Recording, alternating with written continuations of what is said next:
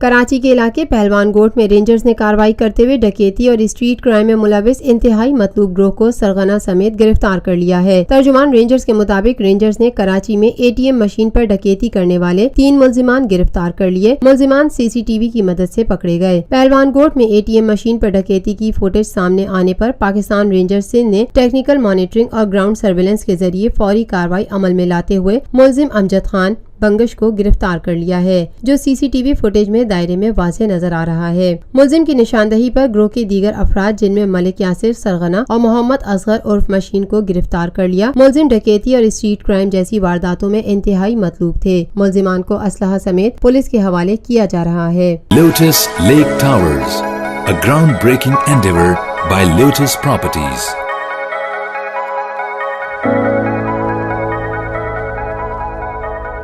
मुल्की, बैनुल-अक़वामी, समाजी, सियासी, तिजारती, सकाफती, तफरीही, मालूमाती और खेलों से जुड़ी हर छोटी बड़ी खबर का मरकज़ TNN TV।